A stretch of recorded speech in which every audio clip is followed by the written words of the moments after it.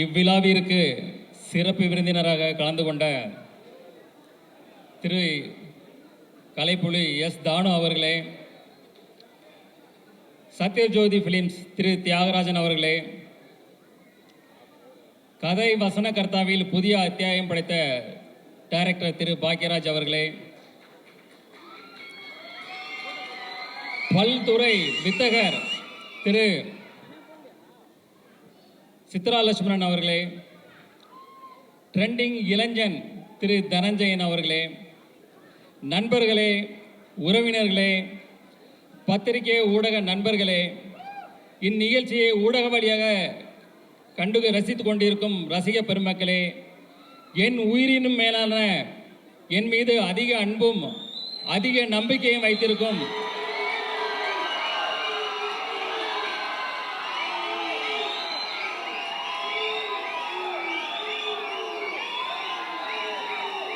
என் ரசிக பெருமக்களே, உங்கள் அனைவருக்கும் எனது அன்பான பணிவான வணக்கத்தை தெரிவித்துக் கொள்கிறேன். இன்றைய சூழலில் உலகில் போர் மேகங்கள் சூழ்ந்து மக்களுக்கு துயரத்தையும் ஒரு பாதுகாப்பு அற்ற தன்மையும் நிலவி கொண்டிருக்கிறது. இந்த போர் விரைவில் நிறுத்தப்பட்டு மக்கள் அனைவரும் மீண்டும் மகிழ்ச்சியாக ஒரு சந்தோஷமான ஒரு பாதுகாப்பான ஒரு அன்பான வாழ்க்கையை வாழ உங்களுடன் சேர்ந்து இறைவனிடம் நானும் பிரார்த்தனை செய்து கொண்டு என் உரையை தொடர்கிறேன். த லெஜண்ட் அந்த படத்துக்கு அப்புறம் இந்த படம் வந்து என்னுடைய ரெண்டாவது படம் வந்து லீடர் வந்து coming 3rd April good Friday அன்னைக்கு கம்மிங் 3rd ஃப்ரைடே ரிலீஸ் ஆகுது. வேர்ல்டு வைடு அண்டு தமிழ்நாட்டிலையும் ரிலீஸ் ஆகுது. இந்த படத்துடைய கதை பார்த்தீங்கன்னா, ஒரு இன்னசென்ட்டான அப்பா பிள்ளை அவங்க ரொம்ப சந்தோஷமாக வாழ்ந்துட்டு இருக்காங்க. திடீர்னு அவங்க வாழ்வில் மிகப்பெரிய ஒரு கேங்ஸ்டர் உள்ளே வர்றாங்க. அதுக்கப்புறம் நடக்கிற விஷயங்களை நம்ம டைரக்டர் துரை செந்தில்குமார் வந்து அவ்வளோ அழகாக இன்றைய தலைமுறையினருக்கு பிடிக்கிற மாதிரி அவ்வளோ அழகான ஒரு ஃப்ரெஷ்ஷாக எல்லாருக்கும் பிடிக்கிற வகையில் மிக அற்புதமாக இயக்கியிருக்காங்க. அதாவது அவர் வந்து தன்னை முழுசாக அதில் அர்ப்பணிச்சுக்கிட்டாரு. எப்போவுமே தன்னை ஒருத்தர் முழுசாக அர்ப்பணித்து ஒரு வேலை செய்யும்போது அது ரொம்ப பிரமாதமாக ஒர்க் அவுட் ஆகும். இந்த படமும் அதே போல் மிக பிரம்மாண்டமாக வந்திருக்கு. இந்த படத்தை ஃபஸ்ட்டு எடிட் பண்ணி பார்த்ததும் இந்த மியூசிக் டைரக்டர் ஜிப்ரான் அவர்கள் தான் பார்த்தாங்க. பார்த்துட்டு டைரக்டர்கிட்ட ஃபோன் பண்ணி ஒரு 1/2 hour இந்த படத்தை பற்றி ஒவ்வொரு டீட்டெயிலாக பாராட்டி அந்தளவுக்கு பேசியிருக்காரு. எனக்கு தெரிஞ்சு இதே போல் வேறு எந்த படத்துக்கும் அவர் பாராட்டியிருப்பாரா எனக்கு தெரியல. ஸோ அவருடைய இசையும் இந்த படத்தில் வந்து ஒரு குத்து சாங் அதே போல் எதுவும் கிடையாது.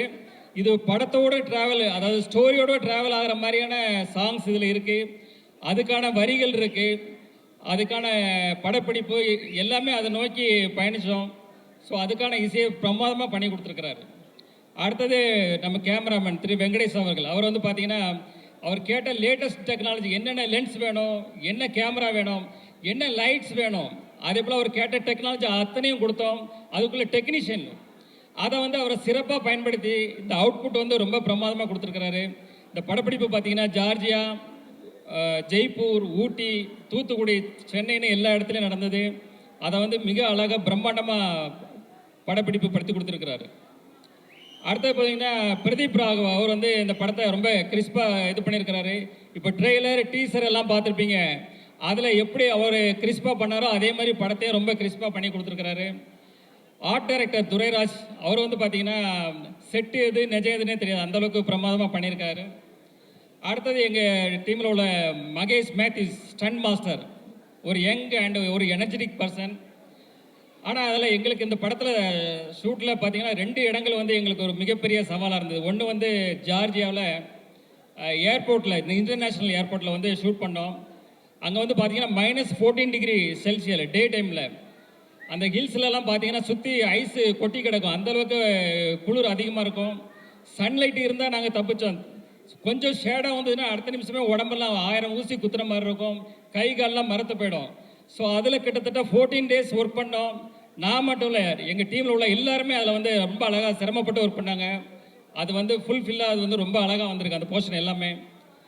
அதே போல் பார்த்தீங்கன்னா லாஸ்ட்டு கிளைமேக்ஸ் ஃபைட் இருக்கும்போது அது வந்து ஒரு குறுகலான இடம், ஒரு ட்ரெயினில் வந்து ஃபைட் வச்சுருந்தோம். கிட்டத்தட்ட ஃபாரின் ஸ்டண்ட் மாஸ்டர்ஸ் கிட்டத்தட்ட ஒரு 100 பேர் இருந்தாங்க. அது போக கிட்டத்தட்ட ஆயிரக்கணக்கான ஜூனியர் ஆர்டிஸ்ட்டு, டெக்னீஷியன்ஸ் ஒரு பெரிய பட்டாளமே இருந்தது. இந்த இடத்துல ஃபஸ்ட்டு டே ஃபஸ்ட் ஷாட் முடிஞ்சதுமே நான் என்னுடைய ப்ரொடக்ஷன் மேனேஜர் அம்பியாபதியை கூப்பிட்டேன்.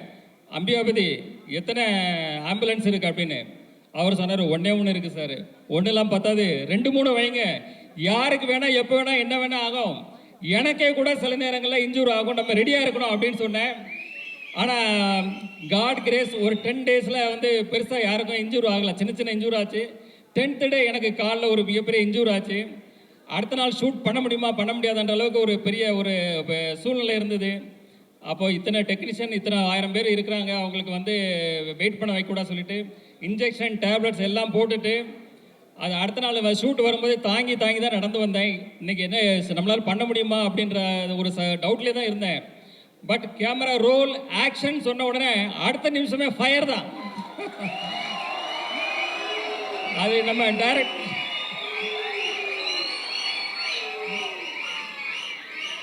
நம்ம டைரக்டர் சார் சொன்ன மாதிரி அந்த எனர்ஜி எங்கேருந்து வருது தெரியாது. அது காட் பிளஸிங், கடவுளுக்கு தான் நன்றி சொல்லலாம். அதே போல் இந்த படத்தில் ஒர்க் பண்ண அத்தனை டெக்னீஷியன்ஸும் அவங்கள வந்து முழுசாக அர்ப்பணித்து இதில் ஒர்க் பண்ணாங்க. எப்படி இப்போ நம்ம தலை எப்படி அப்படி தான் வாழு. ஸோ அதே போல் என் கூட இருந்த எல்லாருமே அவங்கள தன்னை அர்ப்பணித்து அந்த இதில் ஒர்க் பண்ணாங்க. அவங்களோட ஒர்க்கு எல்லாரும் ரொம்ப ஃபென்டாஸ்டிக்காக வந்திருக்கு. அவங்களுக்கு எல்லாருக்கும் தேங்க்ஸ். அதாவது நம்ம டைரக்டர் டீம் ஆகட்டும், எனி அதர் டெக்னீஷியன், எல்லா டெக்னீஷியனுக்கும் என்னோட தேங்க்ஸ்.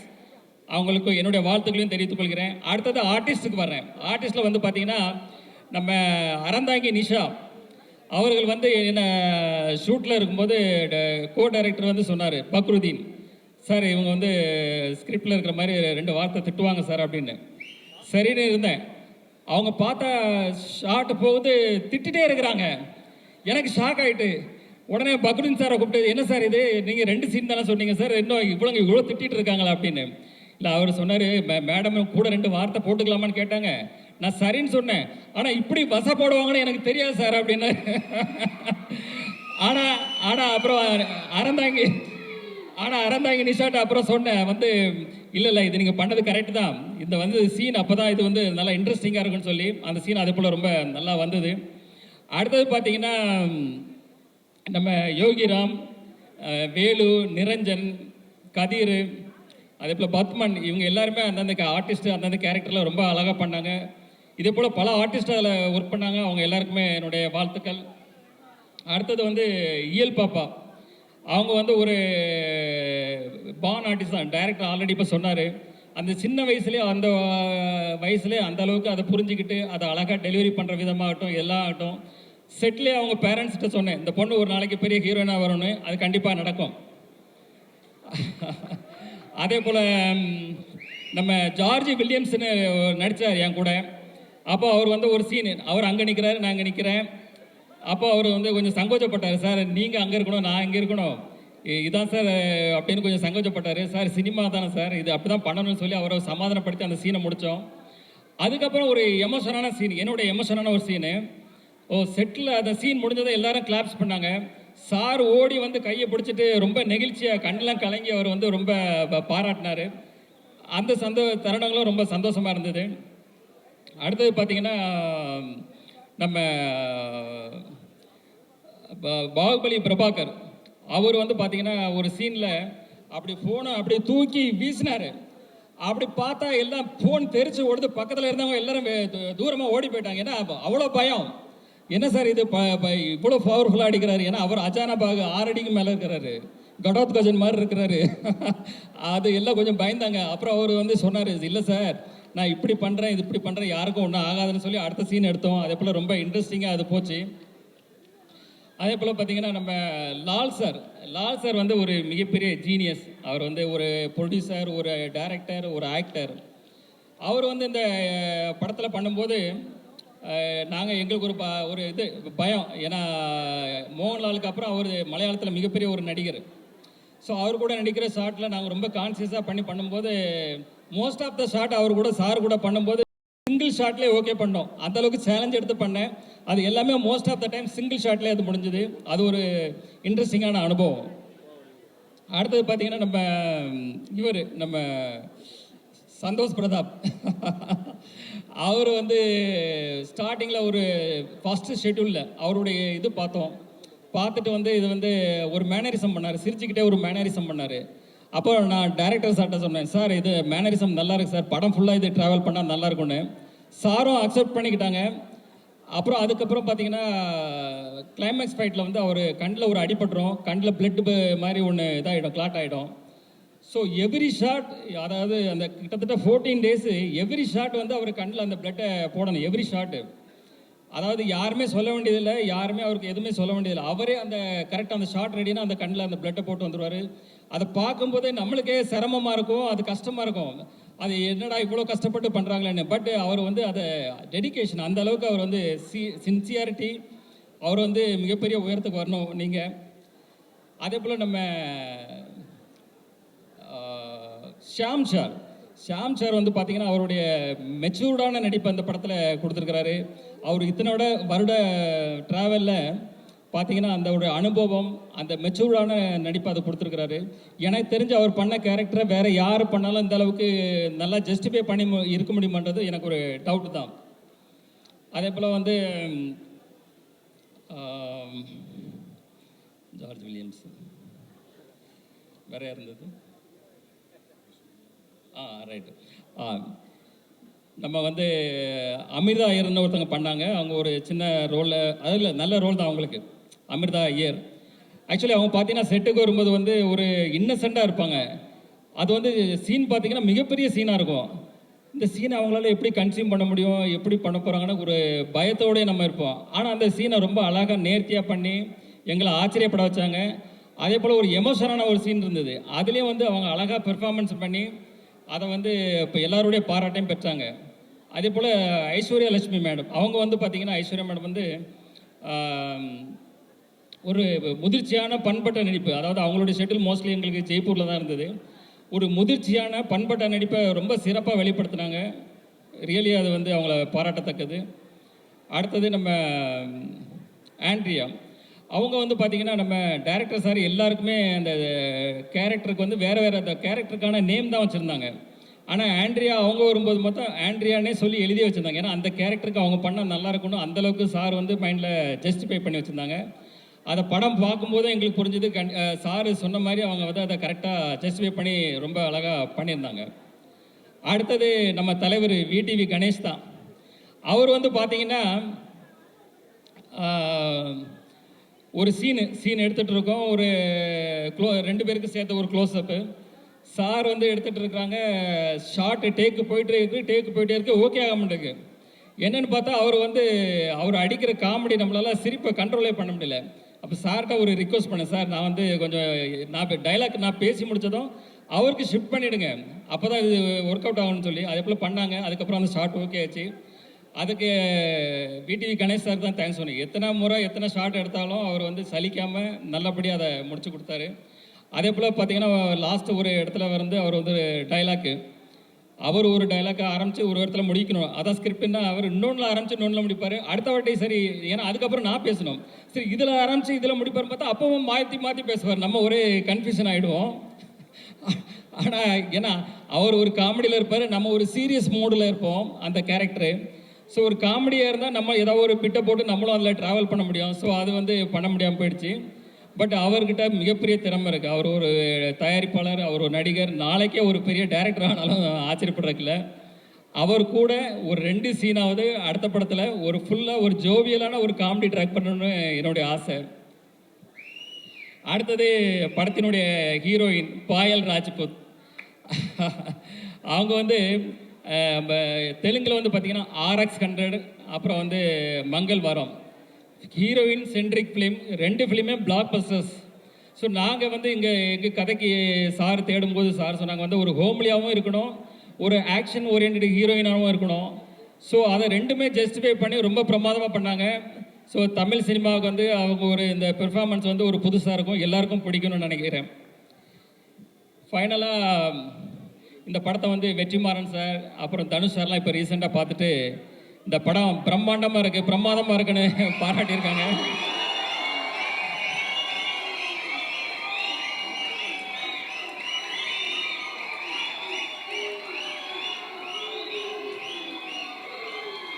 ஸோ ஸோ எங்கள் படக்குழுக்கும் சரி எனக்கும் சரி இந்த படத்து மேலே மிகப்பெரிய நம்பிக்கை. இந்த படம் வந்து ஒரு ஜெயிலர் அளவுக்கோ ஒரு விக்ரம் அளவுக்கோ ஒரு லியோ அளவுக்கு வெற்றி படமாக அமையும். அதுக்கு எந்த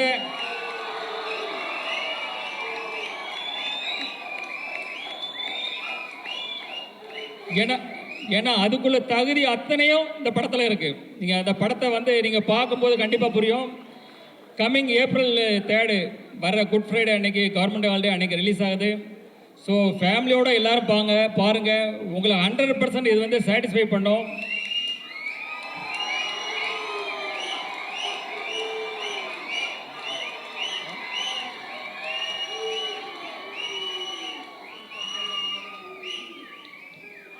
இந்த படத்து மேலே நாங்கள் வச்சிருக்க நம்பிக்கை, உங்கள் மேலே நாங்கள் வச்சிருக்க நம்பிக்கை, இந்த படம் வந்து மிகப்பெரிய பிளாக் பஸ்டர் படமாக அந்த ஆண்டலோட இருக்குன்றதோட எங்களோட நம்பிக்கை.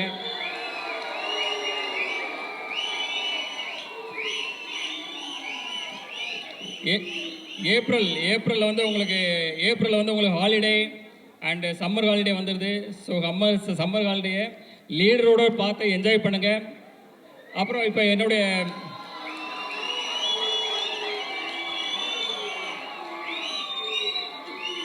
இப்போது ஃபங்க்ஷன் நிறைவேறடைய இருக்கிறது. எல்லாரும் சாப்பிட்டுட்டு, எல்லாருக்கும் டின்னர் இருக்குது, சாப்பிட்டுட்டு நிதானமாக ரிலாக்ஸாக ஹாப்பியாக போங்க. இந்த நிகழ்ச்சியை தொகுத்து வழங்கிய ஆஞ்சலினா விஜய் அவர்களுக்கு மற்றும் நம்ம நிகில் முருகன் அவர்களுக்கும் தேங்க்ஸ். கடைசியாக இந்த படத்தில் வந்த ஒரு முக்கியமான எனக்கு ரொம்ப பிடித்த டைலாக்கு, அந்த டைலாக்கோடு சொல்லி இந்த படத்தை இதை நிறைவுபடுத்துகிறேன்.